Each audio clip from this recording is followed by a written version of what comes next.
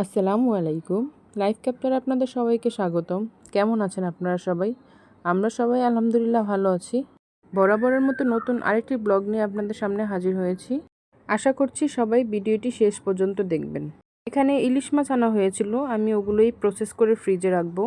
আগে অনেক রকমভাবে ইলিশ মাছ রেখে ট্রাই করেছি, কিন্তু কোনো কাজ হয়নি। 2-1 দিনের মধ্যেই মাছের স্বাদ অন্যরকম হয়ে যায়। তারপর মায়ের দেওয়া টিপসে মাছের থেকে ফুলকাটা বের করে লেজটা কেটে তারপরে ফ্রিজে রাখি।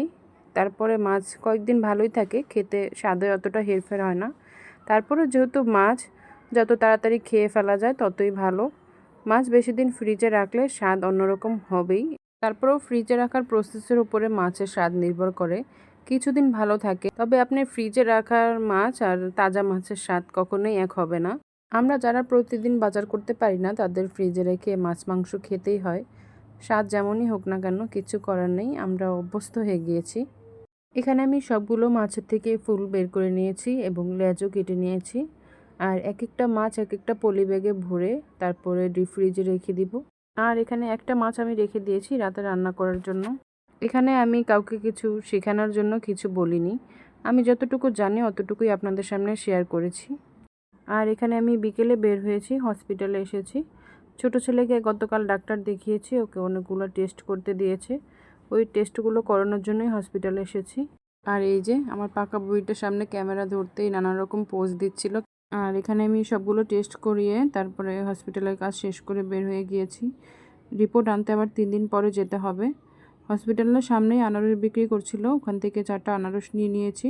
আপনারা যারা আপনাদের মূল্যবান সময় ব্যয় করে আমার ভিডিওটি দেখছেন, আমার ভিডিওটি যদি আপনাদের কাছে একটু হলেও ভালো লেগে থাকে তবে আমার ভিডিওটিতে একটি লাইক দিয়ে আমার নতুন চ্যানেলটি সাবস্ক্রাইব করে রাখার অনুরোধ জানাচ্ছি।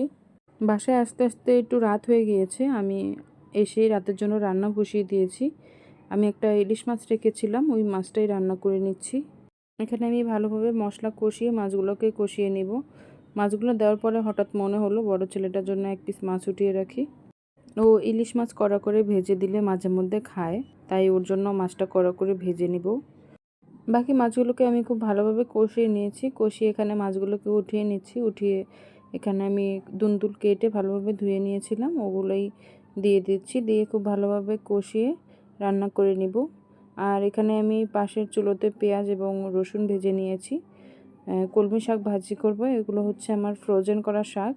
শাকগুলো কিছুদিন আগে আনা হয়েছিল, আমি অর্ধেকটা ভাজি করে খেয়েছি আর বাকিটা আমি ডিপ ফ্রিজে রেখে দিয়েছিলাম ভাপ দিয়ে। আর আমার মাছটাও রান্না হয়ে গেছে। যারা এতক্ষণ যাবৎ ধৈর্য ধরে আমার ভিডিওটা দেখেছেন তাদেরকে অসংখ্য ধন্যবাদ জানিয়ে আজকের জন্য বিদায় নিচ্ছি। আসসালামু আলাইকুম।